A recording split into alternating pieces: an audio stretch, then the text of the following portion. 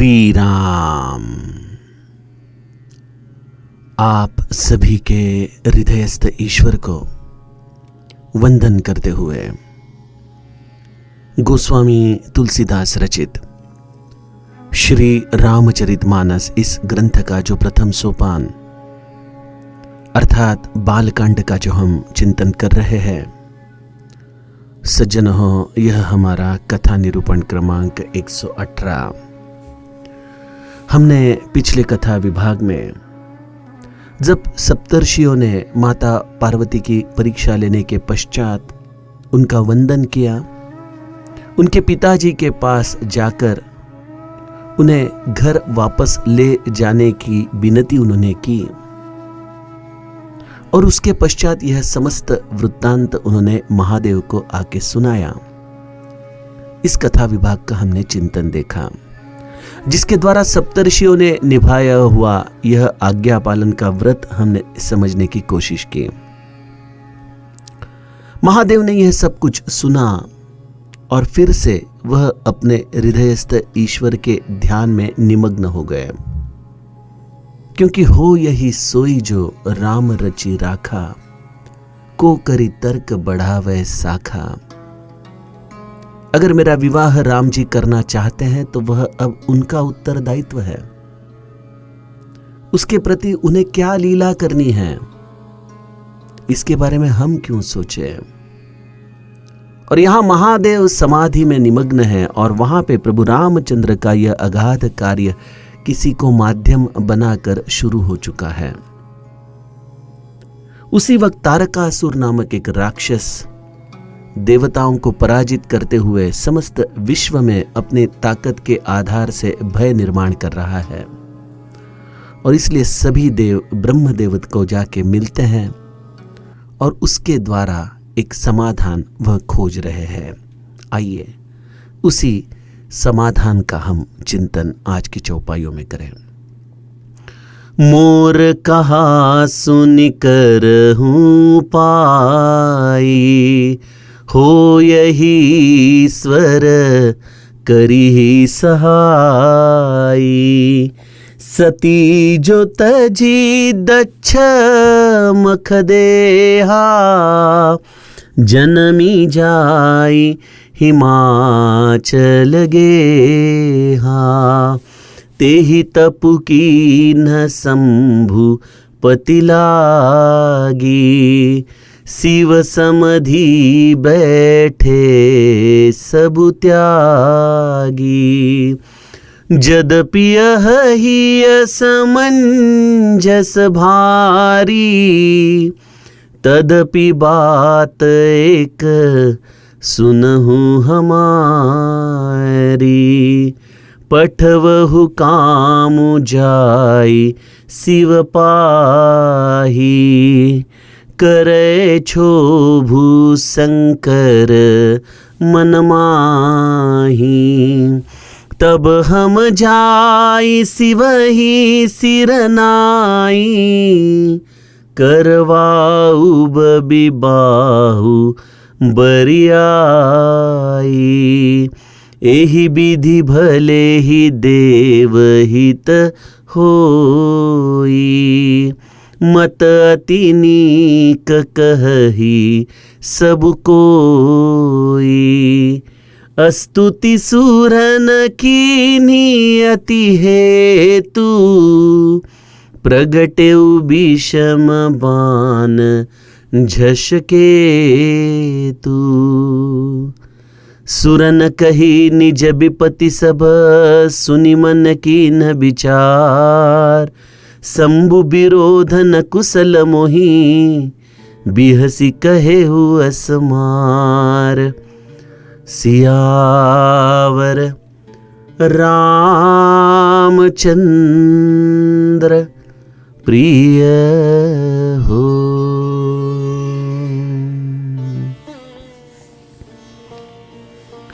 देवताओं ने ब्रह्मदेव को जाके अपनी व्यथा सुनाई है।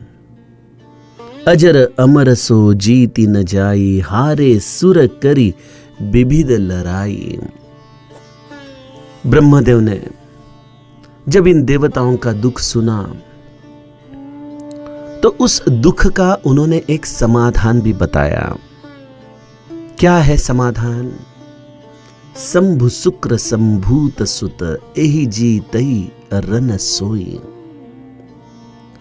महादेव जी के वीर्य से जन्मा हुआ सुपुत्र ही इस राक्षस को युद्ध में मार पाएगा। अन्य किसी और देवता की यह ताकत ही नहीं है कि वह तारकासुर को मार सके।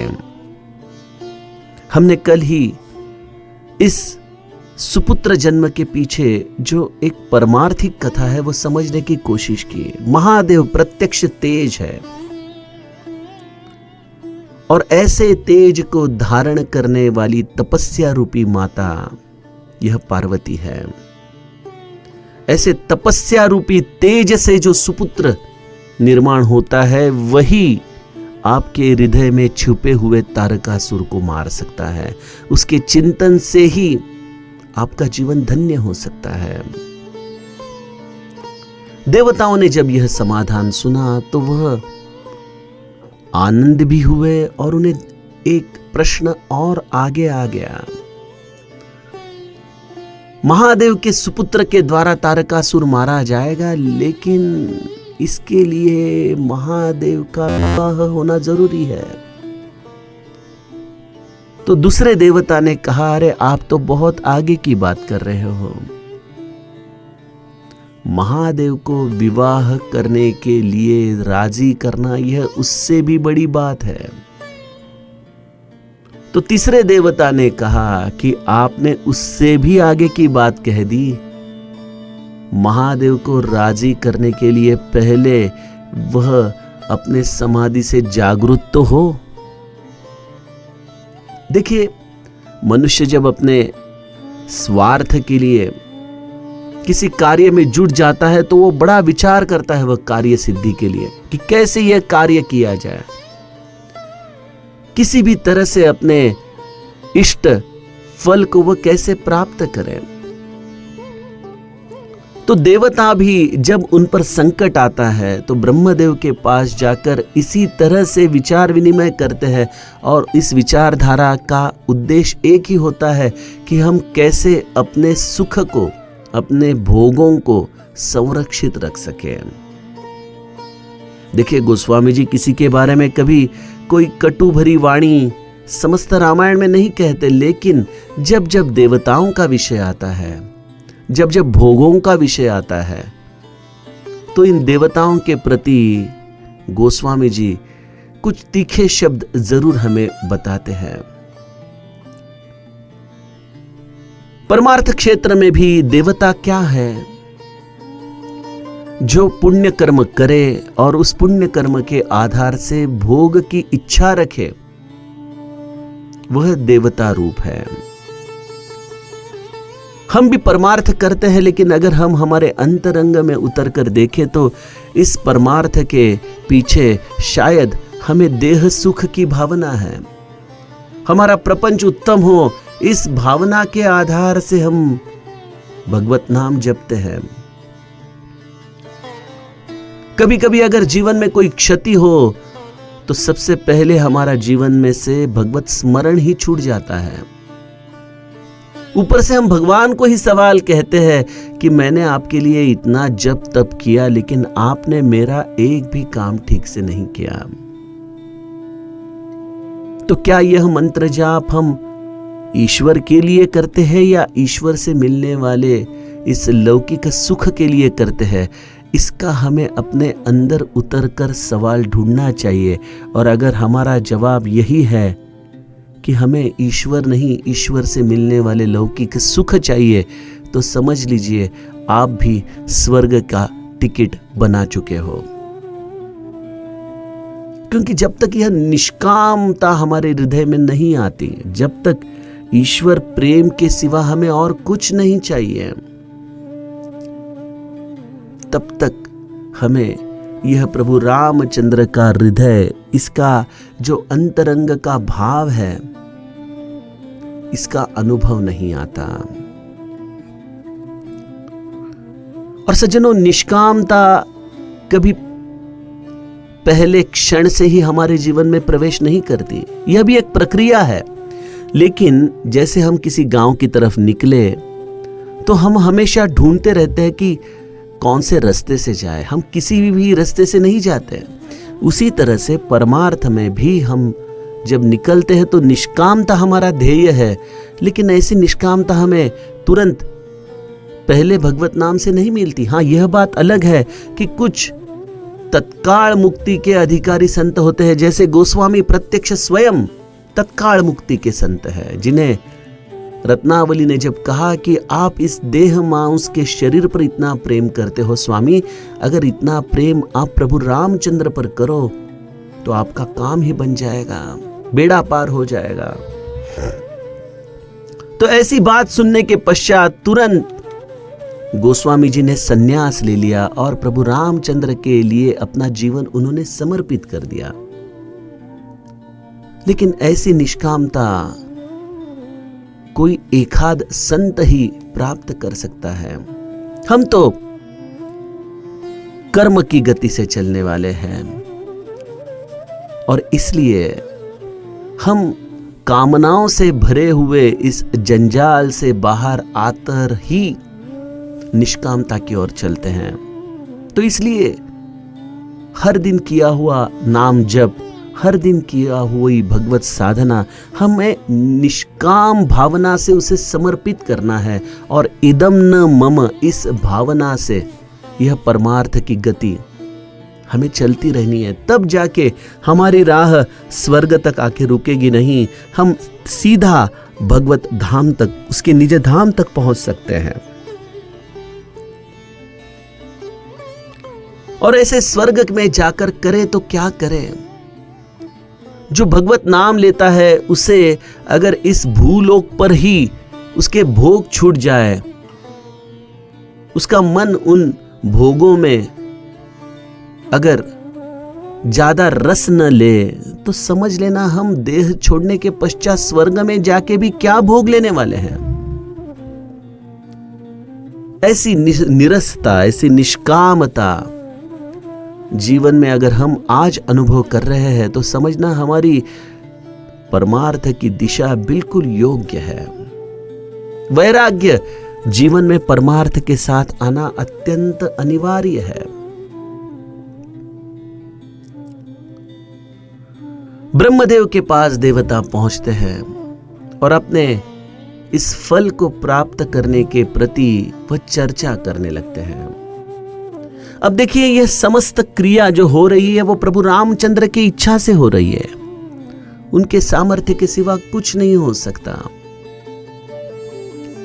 हमारे जीवन में भी जो हम अच्छे कर्म कर रहे हैं, जो भी कुछ हमारे द्वारा एक कंस्ट्रक्टिव जिसे हम कहते हैं ऐसा कार्य हो रहा है, तो यह केवल हम निमित्त मात्र है। यह करने वाली शक्ति प्रभु रामचंद्र की है। लेकिन कई बार अगर हम उस कार्य के द्वारा अपने आप को जोड़ ले, इसका श्रेय हम अपने पास ले ले, तो यह श्रेयवाद ही हमें स्वर्ग तक पहुंचाता है। हमारा अहंकार, इसका विसर्जन करना यही तो साधन का ध्येय है। और अब देखिए, ब्रह्मदेव जी जो परम ईश्वर के प्रिय भक्त है, लेकिन जैसे मेरे समर्थ दासबोध में कहते हैं कि ब्रह्मा विष्णु महेश यह भी माया के क्षेत्र में ही आते हैं। और गोस्वामी जी ने इसका ही दर्शन हमें इस चौपाइयों में दिया है। मोर कहा सुनी करहु उपाई। आहा, मोर कहा, जो मैं कह रहा हूं वह उपाय करो, हो यही ईश्वर करहि सहाय। अब यह आगे की बात है कि अगर ईश्वर सहायभूत हो जाए तो यह काम हो जाएगा। देखिए, मेरे गुरु भगवान कहते हैं कि परमार्थ में किसी भी व्यक्ति के अंतरंग का भाव उसकी वाणी के द्वारा ही समझ में आ जाता है। शायद वाणी कभी कभी कुछ संभ्रम में डाले, लेकिन उसकी आंखें कभी संभ्रम में नहीं डाल सकती हैं। तो वाणी और दृष्टि, ये दो चीजें परमार्थ के मापन करने वाले साधन हैं। ब्रह्मदेव ने अगर ऐसा कहा होता कि प्रभु इच्छा से मैं आपको एक सुझाव देना चाहता हूं और वह सुझाव मैं प्रार्थना करूं प्रभु रामचंद्र को कि वह फलित करे, तो यह एक अहंकार विसर्जित वाणी का हमें दर्शन देती है। लेकिन ब्रह्मदेव जी ने क्या वाणी कहा है? मोर कहा सुनी करहूं पाई, हो यही ईश्वर करहि सहाई। तो कभी हमारे जीवन में हमारे अहंता को अगर हमें गिनना है तो उसका सर्टिफिकेट एक ही पद्धति से हम जान सकते हैं, और वह है मैं मेरे वाणी के द्वारा मैं और मेरा इन शब्दों का कितने बार वर्णन करता हूं। मैं अरु मोर तोरत माया, यही तो माया है।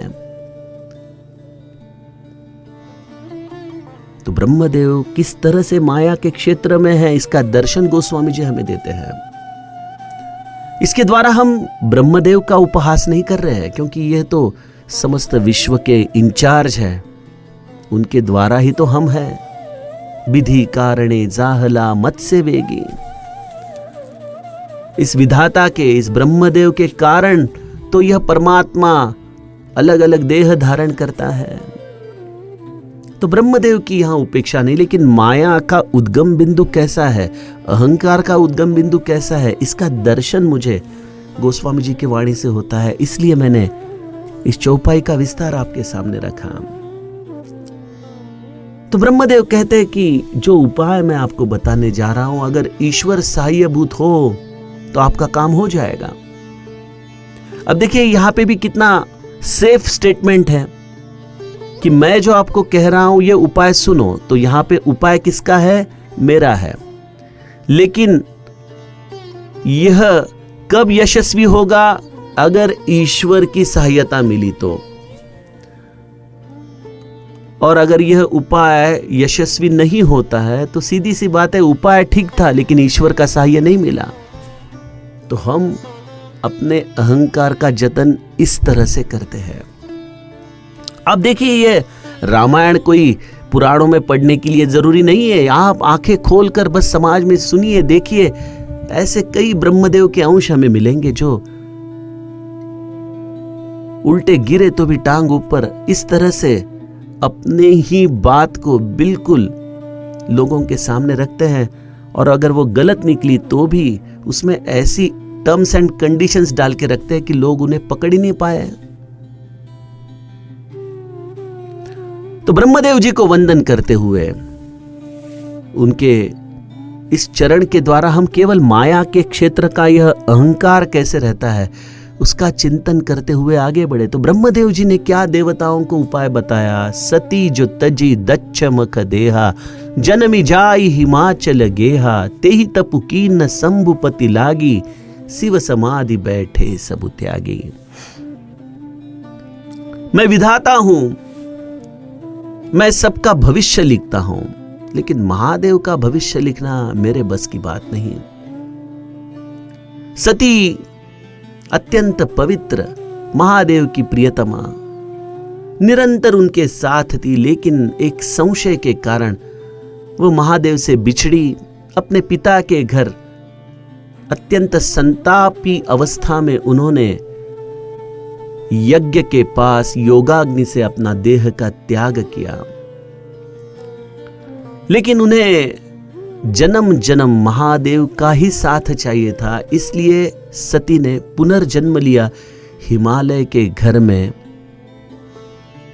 और वह जन्म हिमालय के घर में उन्होंने केवल शिव जी को पति बनाने हेतु ही लिया है। इसके लिए उन्होंने अत्यंत प्रदीर्घ ऐसा तप किया है। लेकिन अब मुश्किल ऐसी है कि पार्वती जी का तप तो महादेव के प्राप्ति के लिए अपर्याप्त है, लेकिन महादेव जी को समाधि में से उठाए कौन? शिव समाधि बैठे सबु त्यागी। यह कोई काल नेमी नहीं है जो आंखें बंद करके बैठा है और अपनी इच्छा अनुरूप जैसे ही अपनी इच्छित वस्तु पास आए तो उसे पकड़ ले। नहीं, महादेव के हृदय में निष्कामता है। बस शून्य के आगे की यह स्थिति है और इसलिए ऐसे सच्चिदानंदमय हृदय में कोई कामना नहीं। वह तो अपने निजात्म रूप में बिल्कुल निमग्न है। उस रूप में प्रवेश करना मुझे भी मुमकिन नहीं, क्योंकि वहां पहुंचने के लिए संपूर्ण निष्कामता है। अब हम देवताओं की जो हम बात कर रहे थे कि यह स्वर्ग कैसे स्वार्थी देवताओं से भरा पड़ा है। अगर आप परम वैष्णव हैं और अगर आपको ऐसी वाणी सुनाई पड़े कि हिमालय के घर में माता सती पार्वती के रूप में जन्म ले रही है और उन्होंने इतना बड़ा तप महादेव के प्राप्ति के लिए किया है, तो देवताओं के चरणों की गति स्वाभाविक रूप से हिमालय के घर की तरफ बढ़नी चाहिए कि अरे वो बाद में देखेंगे महादेव पार्वती का विवाह, पहले जाके तो उस जगदम्बा का हम दर्शन करें। लेकिन कोई देवता गया है क्या? अरे छोड़ो, जब महादेव के विवाह में भी समस्त देवता गए हैं तभी भी किसी ने मैना को जाके ये नहीं बताया कि यही आपकी कन्या प्रत्यक्ष जगदम्बा है। वह कहने के लिए देवर्षि नारद को आके उनके संशय मिटाने पड़े। तो देवता केवल बाह्यांग से देवताओं के रूप जानते हैं, वह कभी उसके अंतरंग में जाने की कोशिश ही नहीं करते कि प्रत्यक्ष जगदम्बा यहां पर आई है। उन्हें तो केवल इतना मालूम है कि इस कार्य में किस तरह से महादेव और माता पार्वती का विवाह हो और जल्द से जल्द उन्हें एक पुत्र की प्राप्ति हो और वह पुत्र भी जल्दी से जल्दी बड़ा हो और वह जल्दी से जल्दी तारकासुर का वध करे और उसके पश्चात देवताओं को सुरक्षित करके उन्हें निश्चिंत मन से स्वर्ग के भोगों में रत करे। यह है देवता, यह है स्वर्ग। तो ऐसे लोगों में अगर आपको रहना है इस देह को त्यागने के बाद, तो बस एक ही सीधा सा उपाय है जो हम कर ही रहे हैं कि कामना युक्त भजन करते रहो। जो भी काम कर रहे हो उसके फल के प्राप्ति के साथ रहो।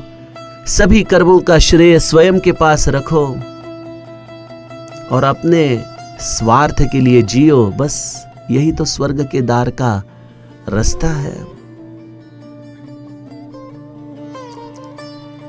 तो जैसे ही देवता ने यह सुना तो उनके चेहरे के ऊपर जो प्रश्न चिन्ह दिखाई दे रहा था वह देखकर ब्रह्मदेव ने उन्हें तुरंत उपाय बताया कि शिव समाधि बैठे सब त्यागी। शिव जी सर्वसंग परित्याग करके समाधि लगाकर बैठे हैं। अब उन्हें पुनश्च समाधि से बाहर लाना यह अत्यंत कठिन बात है, लेकिन उसके लिए एक उपाय मेरे पास है। तदपि बात एक सुनहु हमारी। देखिए रामायण किस तरह से अद्वैत ग्रंथ की दृष्टि से हम पढ़ सकते हैं। अब देखिए ब्रह्मदेव यह भी तो कह सकते थे कि अरे अभी अभी कुछ दिनों पहले सप्तर्षियों के साथ महादेव ने संवाद किया है, तो ऐसा कोई संत ऋषि महात्मा महादेव के सामने हो जाए खड़ा तो महादेव जी प्रसन्न होकर दृष्टि खोलकर उससे संवाद कर सकते हैं।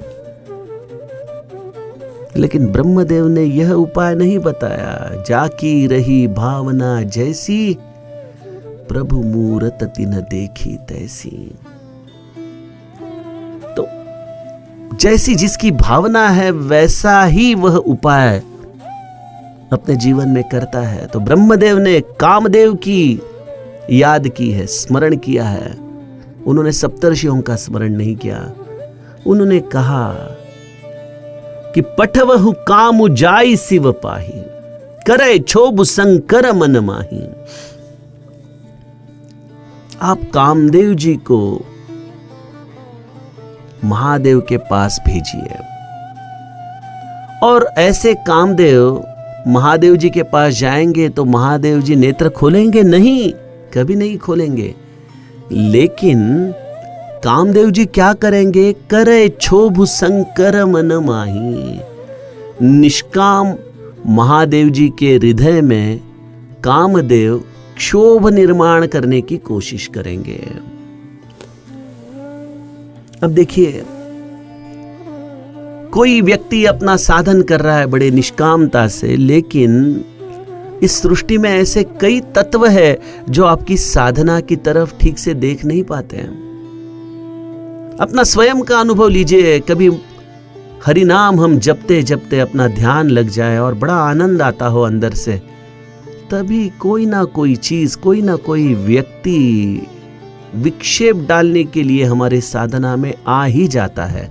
और अगर कोई बाहर से नहीं आया तो भीतर से कोई विचार रूप में आ जाता है। यही कामदेव है, और उसे भेजने वाला कोई तो ऐसा ही परम तत्व है जो अपने स्वार्थ हेतु आपके साधना में विक्षेप ला रहा है। क्यों हमें कहा जाता है कि कंबल पे बैठ के जप कीजिए? क्यों हमें कहा जाता है कि अपने साधन को गुप्त रखिए? इसीलिए कहा जाता है क्योंकि इस साधन का पुण्य लेने के लिए कई देवता आपके अगल बगल में खड़े रहते हैं, आपके पुण्य को आपसे छीनने के लिए। तो ब्रह्मदेव ने उपाय बताया कि जाइए कामदेव को महादेव के पास क्षोभ उत्पन्न करने के लिए भेजिए। समर्थ का एक श्लोक स्मृति में आता है। समर्थ कहते हैं, नसे गर्व अंगी सदा वीतरागी। नसे गर्व अंगी सदा वीतरागी, क्षमा शांति भोगी दया दक्ष योगी। और आगे कहते हैं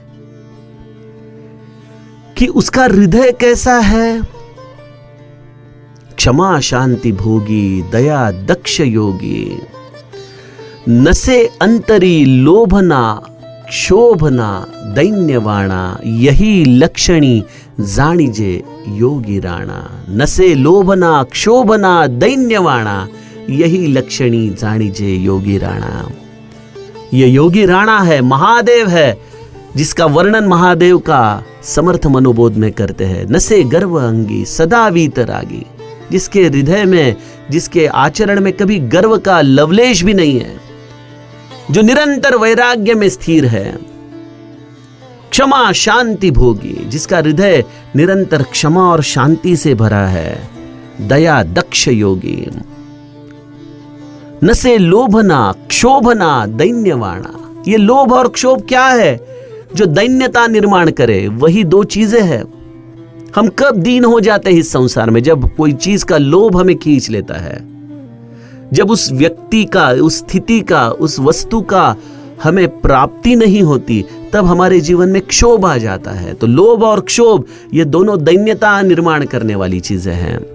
लेकिन इन सभी का अभाव जिसके पास हो, वही योगी राणा है। यही लक्षणी जाणीजे योगी राणा। ऐसा मेरा महादेव है जिसके हृदय में कभी लोभ नहीं, कोई क्षोभ नहीं।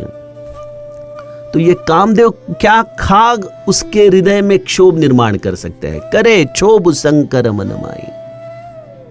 शिव जी के मन में क्षोभ निर्माण कीजिए, और जैसे ही शिव जी आंखें खोले कामदेव को दंड करने के लिए, तभी जाके शिव जी के चरण पकड़ लीजिए, क्योंकि दया दक्ष योगी, क्षमा शांति भोगी।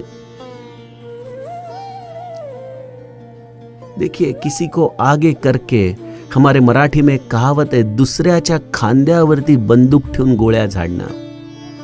ये देवताओं की वृत्ति है।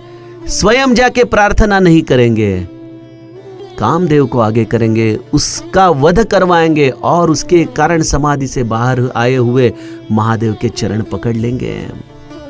करवा उब बिबाहु बरी आई, हम बरबस महादेव को विवाह के लिए प्रवृत्त करेंगे। तो सज्जनों, ऐसी यह स्वर्ग की अवस्था है। अपने स्वार्थ के लिए वह किसी के भी साधन में विक्षेप ला सकते हैं। जब उन्होंने महादेव के भी साधन में विक्षेप लाने के लिए कामदेव की नियुक्ति की है, तो हम तो बहुत छोटे सामान्य जीव हैं। इसलिए गुरुनिष्ठ रहिए, गुरु के आश्रय में रह के हुए अपनी साधना करिए, जिसके कारण यह स्वर्ग के देवता आपके साधन का पुण्य आपसे हरण न करे। आज एक चौपाई बज गई है, लेकिन हम कल आगे की चौपाइयों का गायन करेंगे और इस उर्वरित चौपाइयों का चिंतन देखेंगे। जानकी जीवन स्मरण, जय जय राम।